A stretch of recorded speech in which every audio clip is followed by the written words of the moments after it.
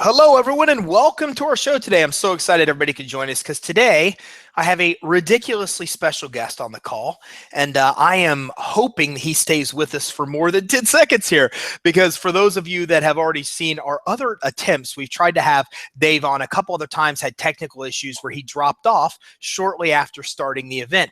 So this time we did multiple test webinars and a bunch of other crazy things to make sure it would work, and so far so good. He's still on the call, which is fantastic. So I want to introduce somebody that is probably the most special person I've ever introduced on any show before because he's a personal friend of mine. He's become at least I think I consider him a person. I think he considers me to be a personal friend at this point.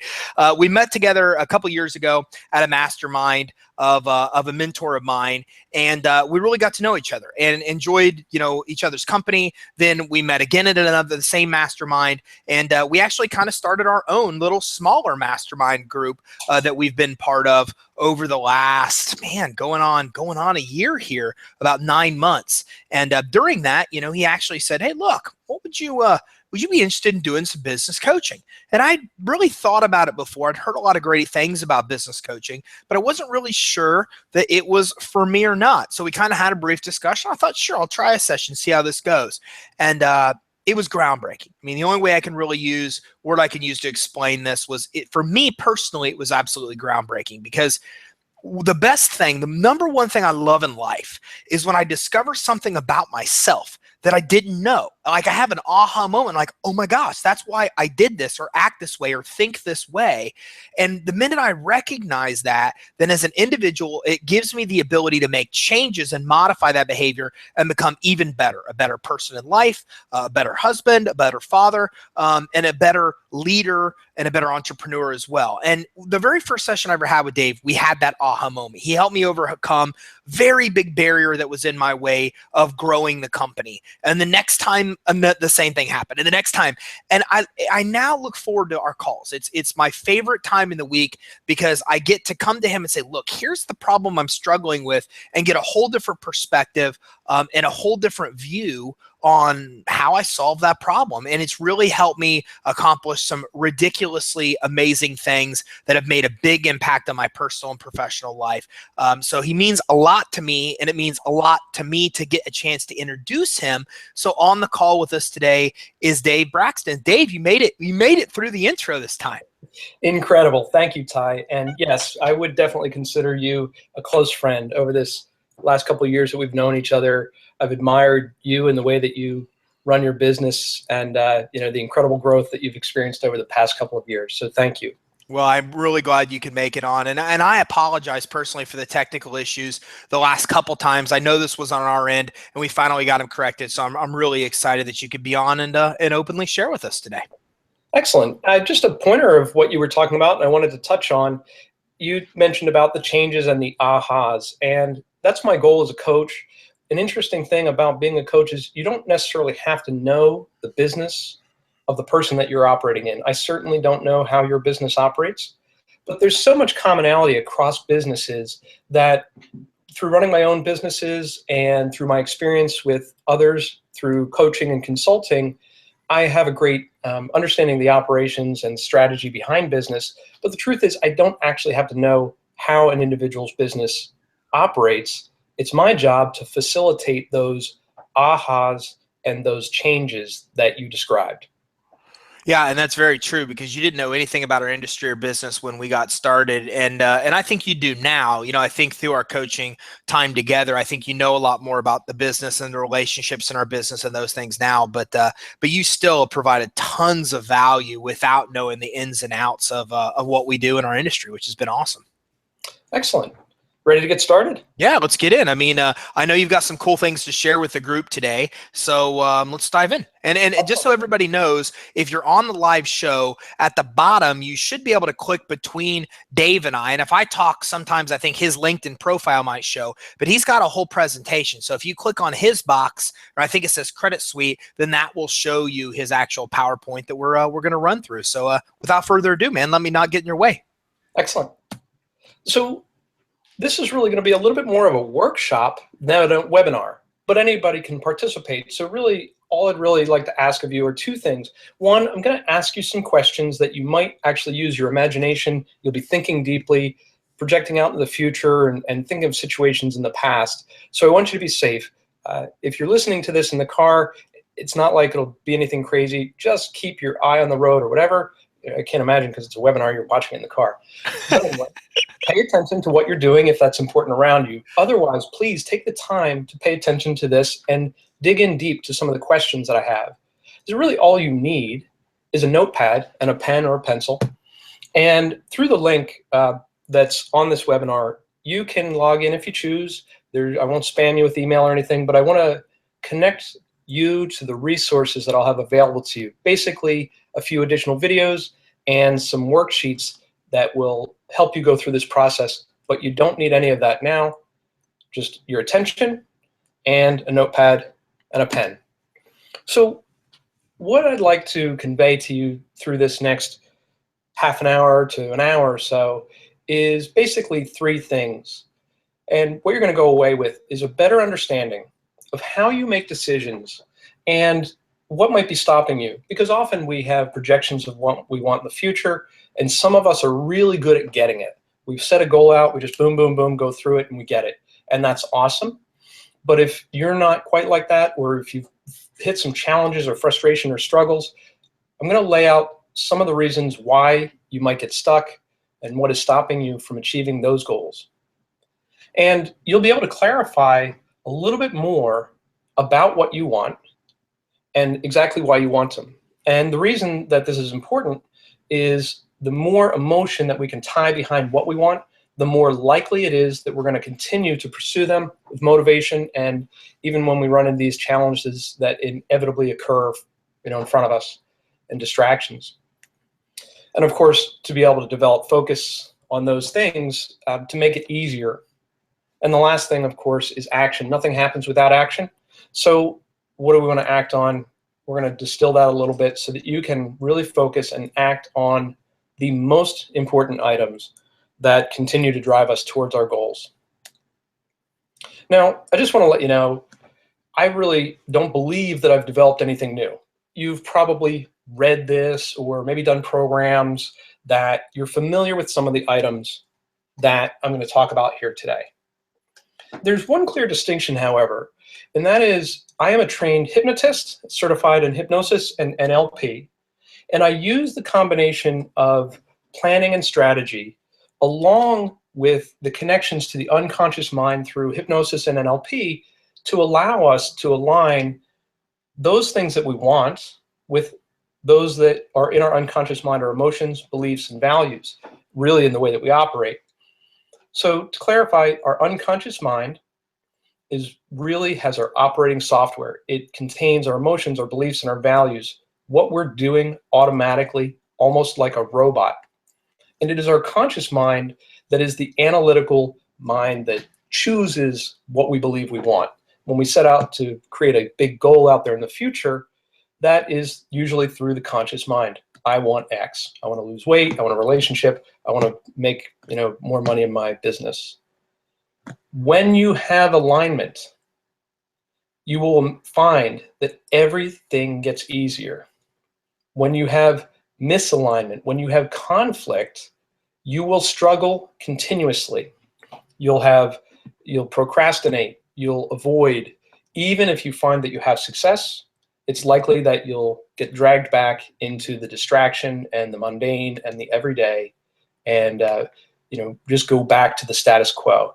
So that's how this is going to be a little bit different. All right, so this is my disclaimer, right? I had asked Ty if it was okay to curse, but this is really the only thing. I won't swear. But a lot of people are like, well, what is this hypnosis woo-woo crap? Are you going to make me bark like a dog?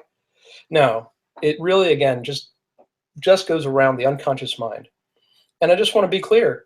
If you don't believe in it, that's fine. You don't have to believe a word that I say. I just ask you to think about it, go through the program, and allow me to guide you through some of the visualizations and future projections that we'll go through today. And if you do that, I think you're going to get a lot out of it.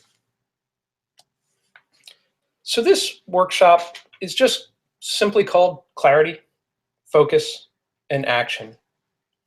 Which is going to take you from where you are, how you operate today, how you understand yourself, and what you're good at, what others believe you're good at.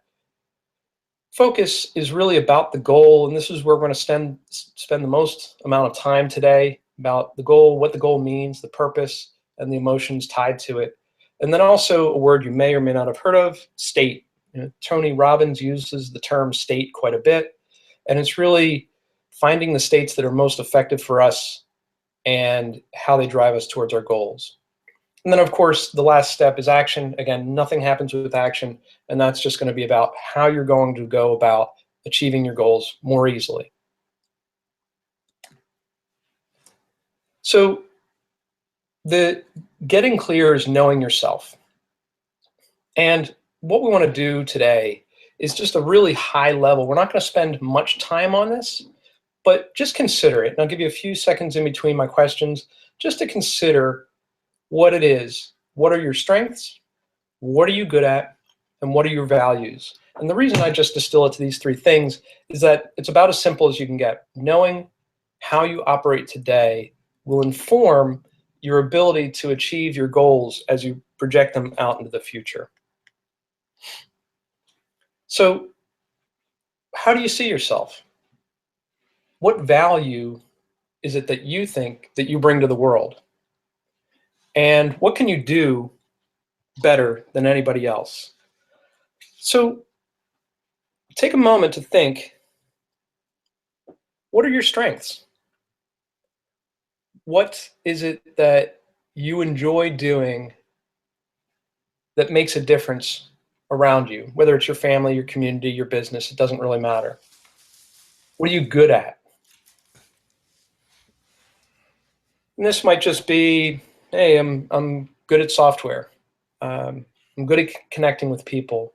I can bring a variety of different people together to make important connections where they can grow their businesses. I can find resources to help people get more of what they want. Just take a few moments, and you can write this down or you just think about it in your head. And part of this is probably what you're doing, but how does the strength apply to the activities and the work both that you're doing today, and how does that connect to what you want in the future? What are the goals that you have for yourself and your business? So I won't spend much time on this, but I wanted you to reflect on that just a little bit. Connected, pretty closely connected, is how do others see you? And I call this competence, right? First is our strengths, and secondly is our competence, because we have to know if what we believe is reflected out in the world around us. We can think we are the best at something, but if no one is going to pay us for that, or if we try it and fail repeatedly without learning and growing, it's not likely that we're actually any good at it. So knowing the truth is important. We can't just walk around in a Pollyanna world thinking everything will be wonderful, that there's rainbows and unicorns. We have to take a cold, hard look at ourselves. And the way we do that is we ask others for some form of validation. And that might not just be literally asking some of our friends, our spouse, like, hey, I think I'm good at unicycling. Do you think I'm good at unicycling? Okay. It's really more about distilling what's going on. If you're in business and you have customers and they refer you to other people, that is external validation. If you develop websites and people keep coming to you and buying them from you and paying you money, that is validation.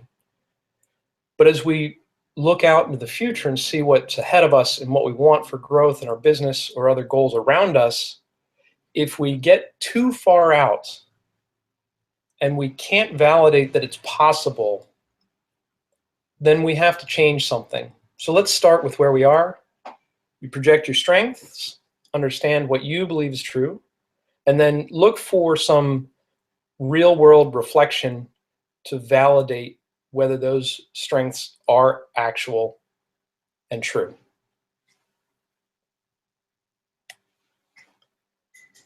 So values, what is the value of values? So values guide us. They're part of really how we operate, and it's something that's typically subconscious. We do not think about our values. Maybe at some point when our values are violated by someone else, then we might think of them. And this is where I want you to spend a few minutes. I'm just going to read a few values out that you might hold. But what we're looking for here is if you can just jot down, even in this program, 3 to 5 values that guide your decisions and your life. Values can be something along the lines of, mentoring or community involvement. They can be accountability, maybe ambition, could be awareness, wanting to know what's going on around you. You can be easy with uncertainty. You can want stability or security. Maybe you want to be entrepreneurial, or you want excitement in your life.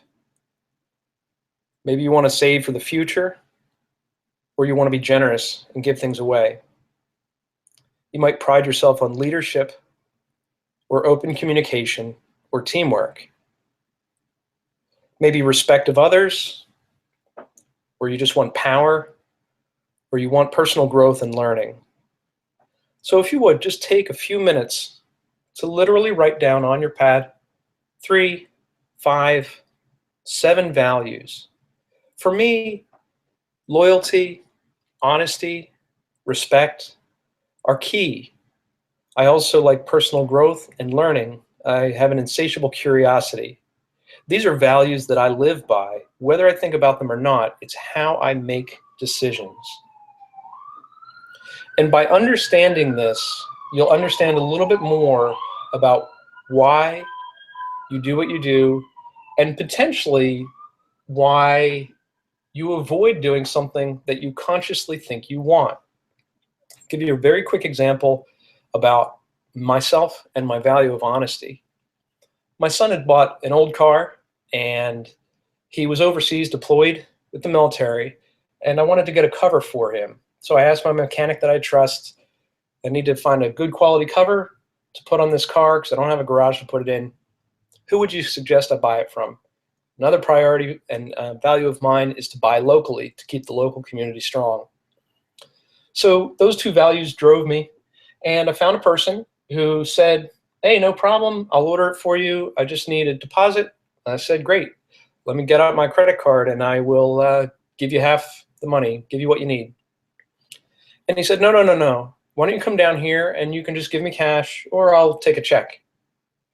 And, we were only about 10 miles away, but I thought, well, that's a bit of an inconvenience. Why can't I just give you my credit card?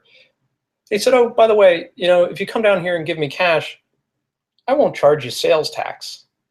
And the red flag went off in my head and said, well, if this guy is going to give me a quote unquote discount and not charge me sales tax while I give him cash, it's not likely that he's going to be claiming any of the money and pay taxes on it. Now, I don't know where you stand on that, and honestly, I don't really care. But what happened to me was I had a feeling of no longer interested in doing business with him. And that overtook the interest of shopping local. I just went online, found the same thing. I paid with it, paid the sales tax, paid the shipping. I actually paid a little bit more than what he was going to charge. But that's a clear example of how honesty was a value that I held that was prioritized over shopping local. So that's one way to get to a little bit more of an understanding of how you operate. 1, select the values that you live by. 2, ask yourself, if 2 of these values were in conflict, which one would be more important? Which one would I actually make the choice by? You might want to spend a little bit of time on this off the webinar, because I do believe that it's very important and very informative about how we operate in the world that we live. Okay, that was very quick. Strengths, competence, values. How you see yourself, what you believe you're really good at. some external validation that lets us know that what we believe we're good at is actually reflected in the world that we currently live in. And of course, our values. It's one of the quiet parts of the operating system that's going on in our unconscious mind. So this is the fun part. I call it focus, but it's a lot more than that. We're going to start really big and then we're going to narrow it down. So big goals. If we just want goals like what we're going to do next week, how much money we're going to make next quarter, that's important. And we're going to go big and then distill back to that smaller, more direct goal. But we also want to make sure our goals are exciting to us. So the path forward, that's really just strategy. The power of no is really getting clear and minimizing. So what's a big goal? Let's shoot out into the future, a larger distance maybe than you're accustomed to doing. Really from 5 to 10 years, and even 10 years is probably the way to go more than 5. And there's a reason for this. When we are constrained by immediate time that we can measure, we can't measure 10 years, not in our mind. It's very difficult. But we can measure a week, a month, a quarter. And we often underestimate what we can achieve in 10 years. Conversely, we overestimate what we can do in 1 year. So I want to shoot out further, and I want you to dream big. And it's not just about your business, because it's more important than just finances and business. And what would happen if you had no fear? What would you imagine? And you're sort of at your ceiling when you start to run into those situations where you're like, how am I going to do that? If I did that, this would happen. What if that happened? I can do that, but. So first, project out at the most desirable future, the most interesting and engaging future for yourself in 10 years. We're going to flesh this out with a lot of meaning behind it. But start there. Maybe it's a financial goal, could be a fitness and health goal, could be a relationship goal. Preferably, there's a little bit of everything. Maybe if you achieve your financial goals, you'll travel with your family and run on the beach. I don't know what it looks like to you. But go big. So if you've projected that your business is going to be at $1 million a year next year, maybe in 10 years, if you were pushing the limits, you'd be at 20, 25, 50. I don't know what your limit is. But when I first said go out 5 to 10 years, take that number and consider what it means to you. And double it. And the reason for that, again, I want to make clear, is not Pollyanna. This is not just positive thinking. This is not just wishful thinking and dreaming. This is real. Stretch your limits and make it exciting. If you're not a little bit afraid, then it's probably not big enough. If you're not a little bit afraid of it, if you're not a little uncertain of how you'll achieve it, it's probably not big enough. You may have done this before and put a dream out there and not achieved it. It's because you got distracted. When you go through the rest of this process and you gain more clarity, it is more than likely that you will either get very close to, achieve your goal, or even exceed it.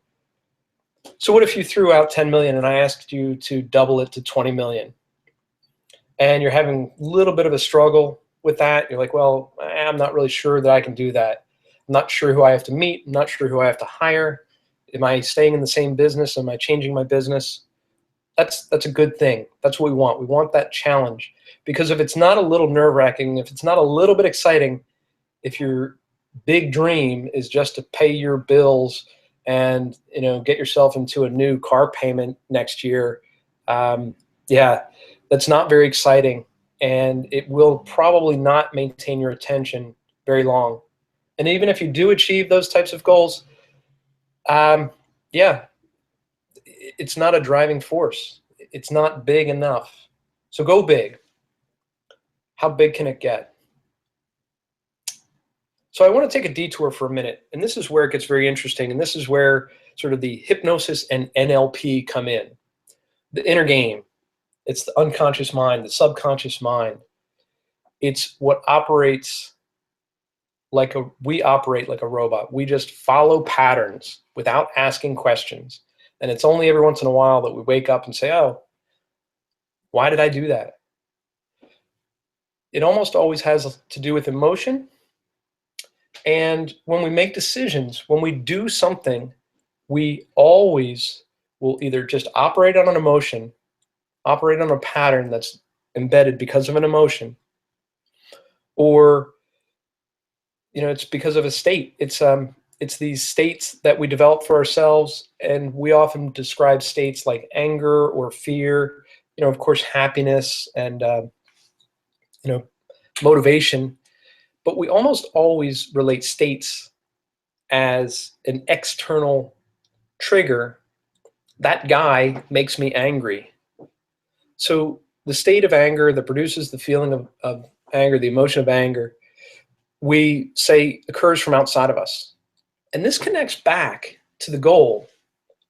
When you set a goal out for yourself, for your business, you think, okay, well, if this, then that. If I achieve this goal, I'll be happier. If I achieve this goal, I'll have more freedom. If I achieve this goal, X will happen.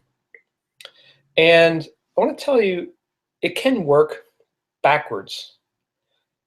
When we produce the states and understand the emotions that are most useful for us every day, we are more likely to perceive the opportunities that will lead us towards our goals. So I want to make sure that you understand that it's not a one-way street. Everything here works two ways. We can react to situations, or we can create emotions within ourselves, and that will help produce the opportunities, or for us to notice the opportunities that are available to us out front. So just a quick review. Unconscious mind is our operating system. We are a robot. We really do not use choice much at all. We respond by emotion, and then we create all sorts of rationalizations that our conscious mind says, well, yeah, of course the reason I bought that sports car is because, it's small, so it's economical, or it makes me look this, or I'll be happier, or I love the wind in my hair. But you made it because it triggered some form of emotion, and then you rationalized around it. And the states, again, they're creations within us. The chemicals within ourselves, in our mind and in our bodies that produce or are the results of these states are within us. They are not external. We believe they are because we often associate them with certain triggers that we experience in our lives. So how does this matter to you? Well, when you feel these emotions, when you establish the emotions, we're more likely, again, to see the opportunities. When we create a state from the moment we wake up in the morning and we practice it, we're more likely to achieve that state more often in more situations. It's just like anything that you might practice. If you're a musician and you play the guitar, when you're beginning, you can't figure out the chords, you can't figure out the songs. But the more you practice it, if you practice enough and if you practice carefully, it comes easier and easier and easier. And you even start thinking about it at odd times, whether you have the guitar in your hand or not. You start dreaming about it and you start being creative about it. And that's what happens when we establish the states and the emotional purpose for our goals. I'm going to go back to values real quick because, again, that is something that is operating behind the scenes. When you build that huge future goal out for yourself, suppose it's that $20 million. You'll never achieve it if it violates your beliefs or your values. Now, values, again, are things that we have, that we operate on right now. Values don't often change. They can, but they usually don't. Values, again, of honesty or loyalty, those are good values. And you can earn plenty of money, or you can be fit, or you can develop relationships based on honesty and based on loyalty, based on curiosity, whatever your values are. If you believe that you're a good person and your values are true and honest and straightforward and helpful to others, there is no reason to worry about changing those. They're part of who you are. However, just like in the example of the car cover, if we come into a situation that violates our values, we probably should not pursue that, because we will most likely regret it. It's going to create situations that we want to avoid in the future. So again, let's put that huge goal out there, $20 million. And you come into an opportunity, one of your values is honesty, you want to partner with someone, and you begin to believe that he's operating in a dishonest way, that he's not providing value that he suggests he is, and customers don't like him. On the one hand, the relationship might help you achieve your goal, but on the other hand, the relationship violates your values. I would suggest that you want to stay away from something that violates your values. Those trigger the emotions, but that's the type that you want to listen to. That's part of your gut reaction, understanding how people operate. Are they in alignment with the way that you operate? If they are, pursue it vigorously. If they are not, then by all means, pass. Now, beliefs are different. Beliefs change all the time. The unfortunate thing is that beliefs guide us just as strongly as values, but beliefs are not always true. Beliefs are often instilled to us as a young person. Anybody that we admire or respect or trust as we're growing up in the formidable years, we tend to believe what they say. And we take it as true because it's a belief, but it may or may not be true. My question to you is, if you run into a belief that you have that is stopping you from your goal, you might want to ask a better question. Not whether this is true or not, but is it useful or not useful? So I want to give you a more clear example. So if you're growing up through school and teacher that you like or you don't like says, you're not good at math. You can't do math. You struggle at math. It's most likely that you're going to begin to believe that you're not good at math. And it's not like it's some sort of finite, completely objective thing. You might be good at some math and not at others. But the way that you accept that belief by outside reinforcement, the teacher, maybe you fail a test, maybe you have difficulty with the homework, that becomes embedded as a belief. Now, it may or may not be true. That's really irrelevant. The question is it useful or not useful? Now, math may or may not affect your business, but if you're in business and you want to stay in business, you probably want to have some basic math.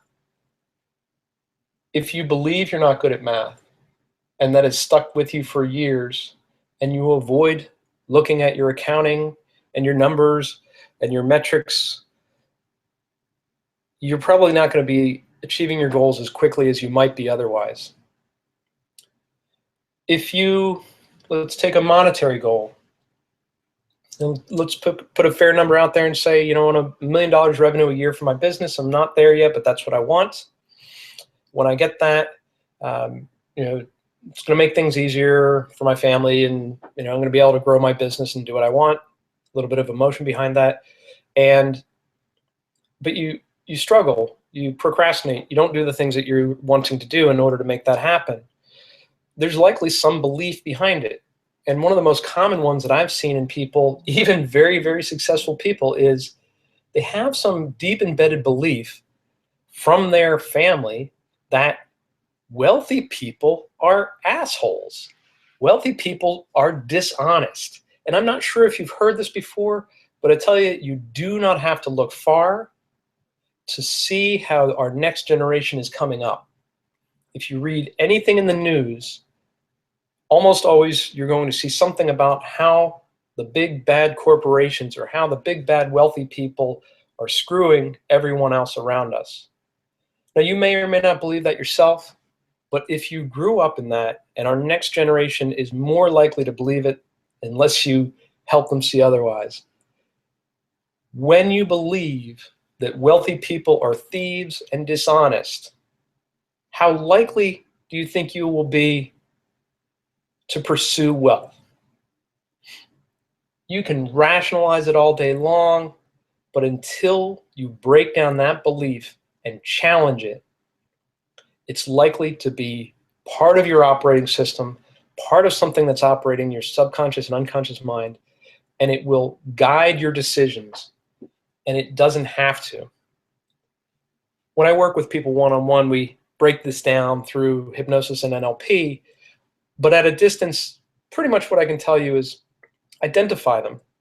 Identify the areas where you struggle, where you procrastinate, or where you've had success and then backpedaled. And really dig down and ask yourself what happened. But when you dig down, be kind to yourself. Don't beat yourself up. I should have done it differently. Be compassionate and ask, where did that come from? Why did I back off? How come I didn't push further? If it was a good thing and it was aligned with my values, why did I stop? And most likely there's some underlying fear that is being driven by a belief that you learned as a very young person. It's incredibly important, and this is where things begin to shift for you. When you make these changes and you find that beliefs have been holding you back and your goals are in alignment with your values, believe me, everything gets easier. Decisions get easier. Opportunities seem to appear out of nowhere, and we have the confidence to pursue them.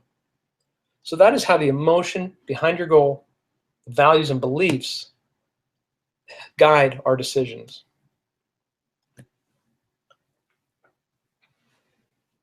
What's happiness have to do with anything? Happiness is a state. Dr. Martin Seligman from the University of Pennsylvania, as he was coming up through school and as a psychologist, realized that psychology at the time was all about pathology. What is wrong with people? And if you look at the DSM, the guidebook for psychologists that tells everybody what's wrong with them, if you were to read through that, I could almost guarantee that you and I and everyone you know has at least 8 or 10 issues going on. We could easily be identified with in the book that we've got depression or some sort of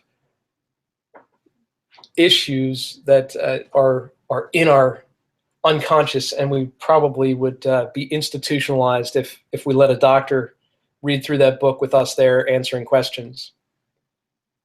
Seligman went on to say, well, why are we looking at problems? Not everyone is sick. Not everyone has problems. And he became very curious about who are the people that are happy.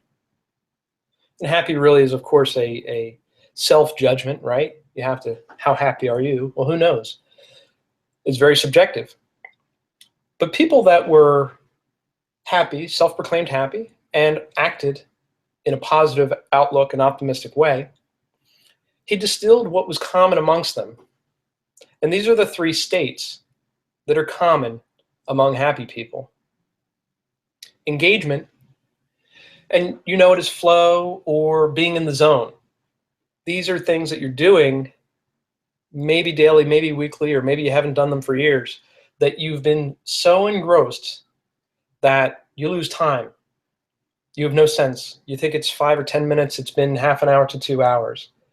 You're writing, you're reading, you're playing with your kids, and time just whips by. People that are happy often participate in things that they are deeply engaged in.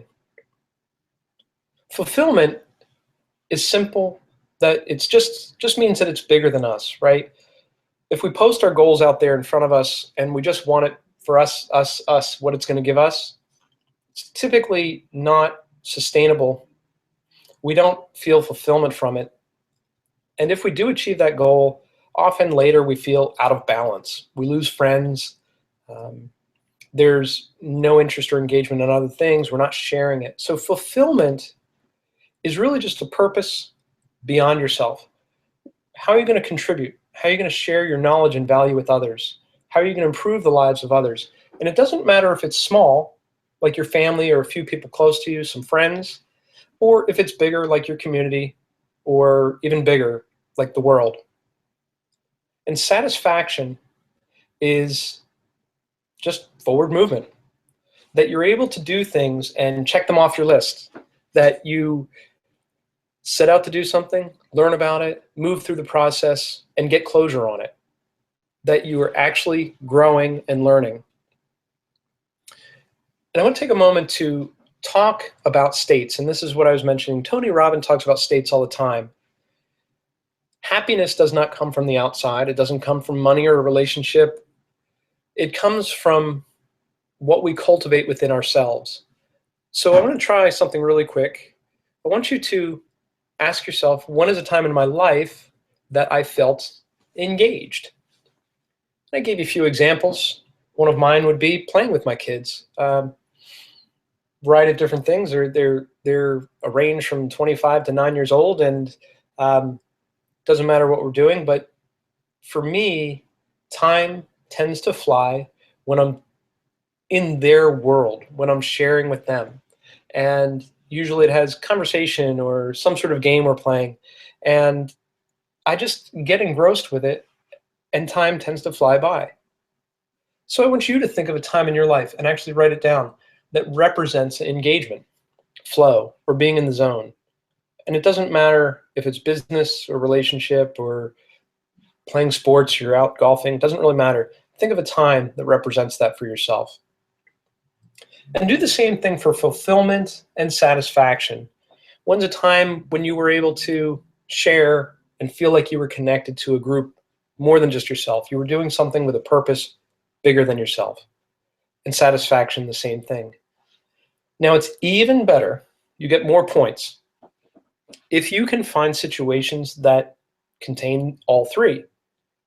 Suppose you belong to a church and you're working on a project with a group of people, and the project comes to completion and works the way that you expected. You were engaged because you were working on a project that was interesting and important to you. You're fulfilled because you're working on a project that has bigger meaning and purpose in yourself. And you find satisfaction because it came to closure and worked the way that you wanted. Same thing, maybe you've written a book. Maybe in the writing process, you were deeply engaged in the writing process, time flew by. Fulfillment, it's something of value that you're adding to the world, that you're sharing with others. And satisfaction is you finished it. So what I want you to do, not now, but later, is think of some situations that either individually or collectively represent engagement, fulfillment, and satisfaction.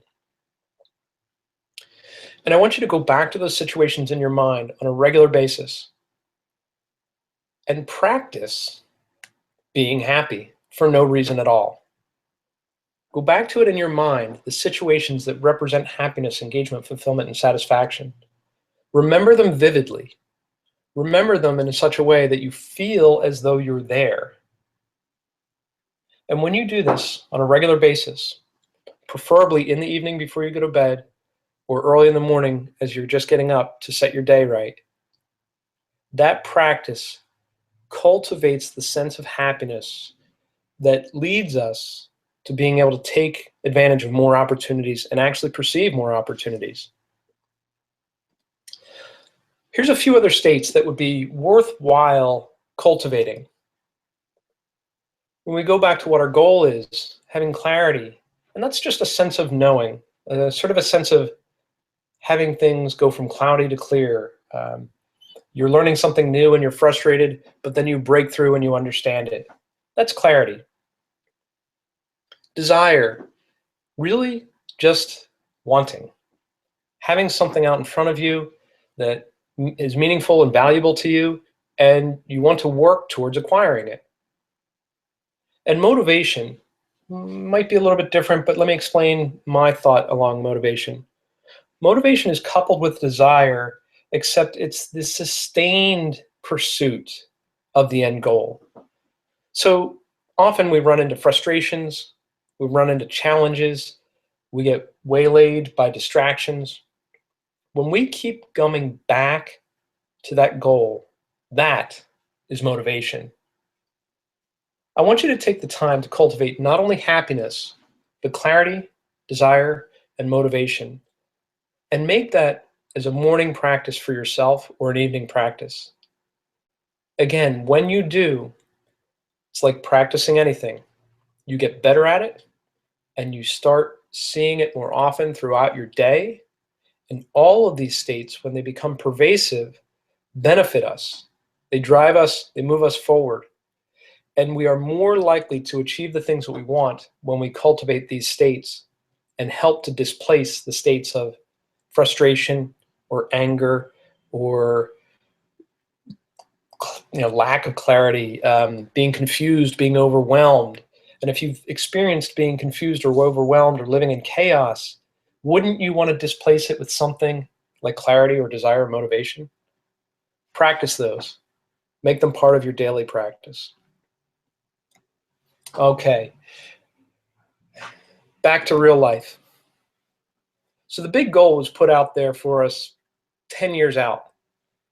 To some degree, that almost seems irrelevant to us. We can't measure time at that distance. It's very difficult.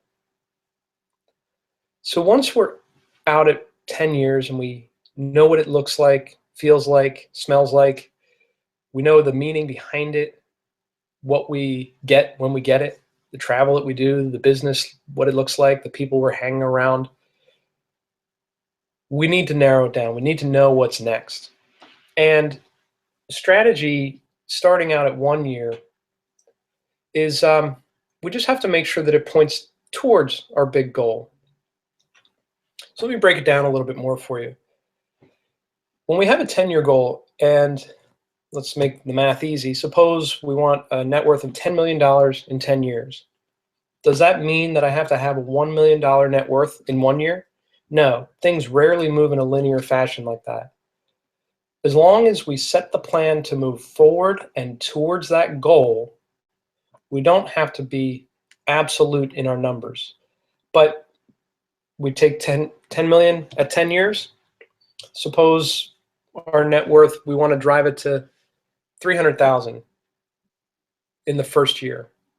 Because the compounding returns of getting things done and knowing what to do will continue to increase, and we'll see periods of incredible, drastic growth in short periods of time, and then we'll plateau. And that's when you want to revisit a plan like this, a program like this, where when you hit that plateau, and it might be where you're at today, when you hit that plateau, you have to learn something new. You have to shift your beliefs. You have to meet new people. So we're not going to go from 1 million to 2 million to 3 million to 4 million to 5 million. That is not likely. It's very rare that people would ever do that. You're going to go from wherever you are today to maybe 20 to 30 to 40% greater. Maybe you're even going to double it. And then you're probably going to plateau and have to reorganize. And you're going to have to meet new people. You're going to make shifts in your business. You're going to have to change your beliefs. So again, movement is more important than creating an absolute path. But a path and a plan is important. So take your 10-year goal. It should be a portion of some 10%. Remember, I said early on that we almost always over project our 1 year capability, right? So if we think we're going to have a 1 million net worth in 1 year and we're only at $100,000 today, you know what? It's probably not likely. And I don't know what your numbers are, but trying to get through that, we're not going to create a linear path. It's going to be fits and starts. We're going to learn and grow, and then we're going to slow down. We're going to learn some more. We're going to learn and grow. We're going to slow down and learn some more. So it doesn't have to be realistic. You can push your limits, but it also doesn't have to be 1/10 of your 10-year plan. Make sure that it's something that you feel good about, that you will continue to move forward towards. Now, the 3-month plan is even more tangible because we can reach out to 3 months. We know what 3 months is. It's much more realistic. The 3-month plan should be about the important things that are going to get done, the people that we're going to have to meet, some of the metrics and benchmarks that let us know that we have forward movement and that the goal is real. And then really much more granular, what are you going to do tomorrow? And that goes back to a few things that I'll wrap up with, but again, it goes back to the daily practice. What are you doing inside your head? How are you preparing for success? How are you thinking about success? If you have fear, if you have doubt, if you have worry, if you don't believe it's possible, those are the things that you're doing today and tomorrow that set you on the path to achieving your goals. And you have to test the plan, right? It's always about the big goal because you took the time to build that out. Test the plan. How does what you're doing today and tomorrow affect your life? And does it take me towards or away from my goal? So that's just testing. When you set your plan out, ask yourself those two questions. How does it affect your life? Is it meaningful? Is it in alignment with your values and your beliefs? If it is, if it's not, you got to make a slight change. Test it. Is it going towards your goal? This will help you move forward with a plan. Now, this is one of the most important things, learning to say no. Now, I don't want you to just jump up and say no. That's not likely to happen. But saying no is about moving forward on the right things. So Jocko Willink, maybe you've heard of him, Extreme Ownership, great book. I'd recommend that you read it if you haven't already. Discipline equals freedom. Discipline is saying no to those things that are not in alignment with what you want. I'm going to set that with a caveat that says, satisfy your current obligations. If you're stuck in a world where you've already said yes to a whole bunch of stuff, do what you can to delegate them. Otherwise, finish them, put them behind you, close them out, wrap them up, get them done, get them done, get them done, get help to get them done. If you can't get them done, you're stuck. You've got an open loop and you never close it. So satisfy your obligations, delegate what else you can, guard your time. It is precious. It is more valuable than money because you cannot get more time. The only way to get more time is to say no.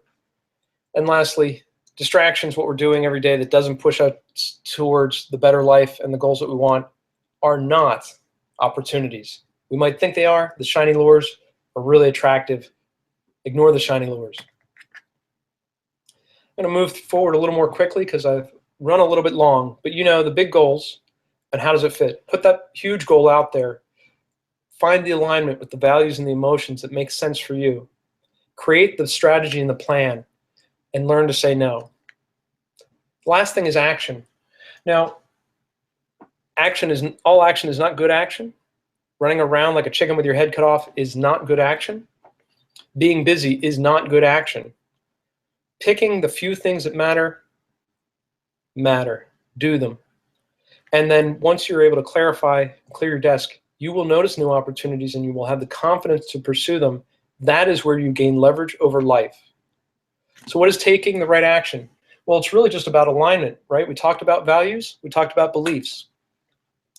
If the actions are not in alignment with your values, you're probably doing something wrong. Don't do it. Review your values. Make sure you're doing things in alignment with your values. It's critical. You're going to feel better. You're going to have more energy, and you're going to pursue things more vigorously. Beliefs, that's a whole nother story. If your beliefs are useful and they're in alignment with what you want, by all means, make it happen. If your beliefs are stopping you, it's time to review your beliefs. Break them down, distill them, take a close look at them, change them.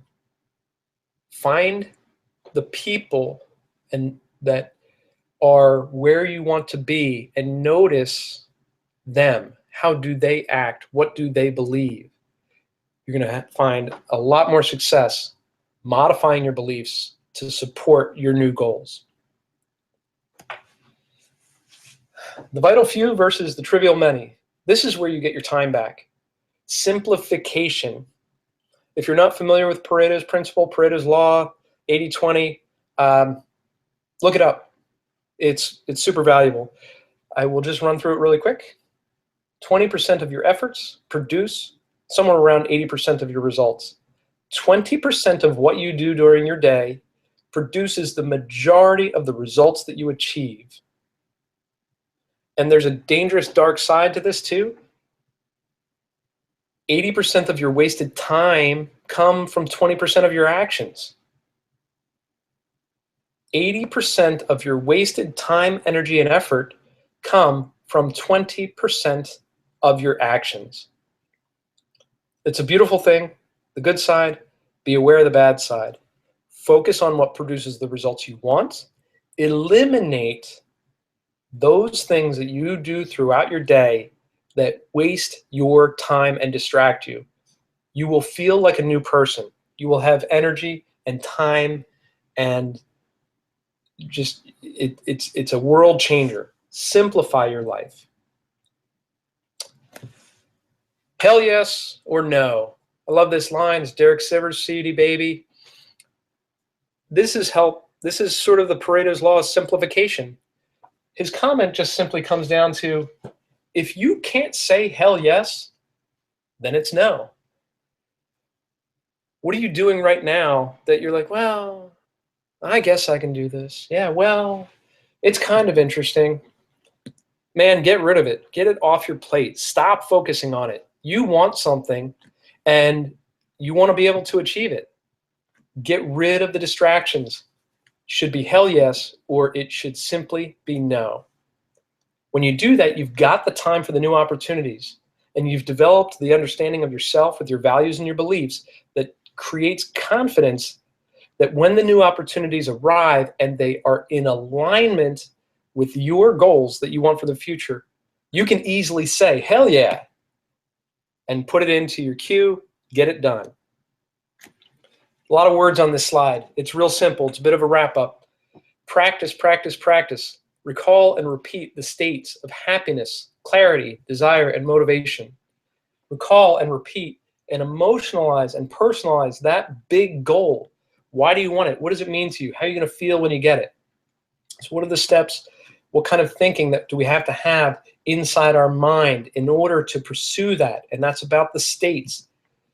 Recall, repeat, practice daily. Positive states that reinforce patterns that allow you to move towards your goal. Set that goal out there, make it big, make it scary, make it exciting, and then make it real to you. Personalize it. What are you going to see, hear, and feel around you when you've achieved that goal? Emotionalize it. Make it feel real. What are the results of that achievement? Practice those every single day. Create alignment with what you have, your values and beliefs, and begin to take action. So we've already run through a review here, and this is just a quick summary. Clarity. What do you want? Why do you want it? Can you do it? Focus. Build out the goal and know exactly what it is for you, and emotionalize it and take action. Avoid the overwhelm. Get rid of as much as possible. Learn to say yes to those opportunities that are most meaningful to us. And simplification again, summarize. I want you to take away 3 things. And if you don't take away 3 things, take away 1 thing from this time. You control your state. You can practice the state that you want to live in. I'm saying happiness, clarity, desire, and motivation, but you can choose a state. It doesn't really matter. Those states, for me, it's what most people want to produce that helps them to get the goals that they want. You might want ecstasy. You might want just absolute engagement. You might want a state of, I don't know, just incredible curiosity. States come from within. States show themselves more often as we practice them. That's number 1. If you take nothing away except for that, that will get you way, way far. The daily strategy and plan, it's just a plan. This is the 3-month to 1 year plan. This is, what am I doing in order to achieve that big, big, big, huge out there goal, right? What does it look like today? It may not look like it in the next couple of months, but I need to have a roadmap. Even if it gets bumped and I get distracted, that's okay. We're going to motivate, we're going to get back to the plan, or it's going to be a better plan. Maybe something doesn't work, we're going to change the plan. That's okay. MIT, most important task. Most important task. We're not going to do more than a few things a day, but those things that we put on our task list must be absolute critical and important. They must guide us towards our goal, both the close goals and the far goals. I don't have the site up yet, but I do want to tell you that for participating here, I appreciate Ty's invitation and your listening. There is a site that I'm putting up. It will have worksheets, and you're welcome to align a 30-minute strategy session with me, and you can talk to Ty about how to make that happen. And I have an audio for you that uses NLP. It's designed to be used in the evening when you are faced with a challenge and difficulty in decision-making. The NLP, creativity and decision-making audio, helps make things clear for you. That's awesome. I really enjoyed it. Thank you so much.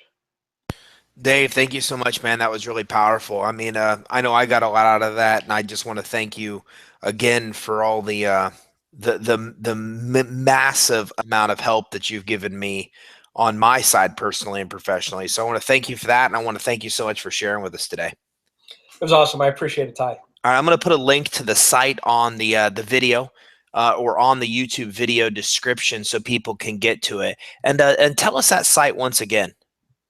Well, it's HPU for High Performance U. It's .bz, not for what is it, Belize, but for business, right? hpu.bz/credit suite.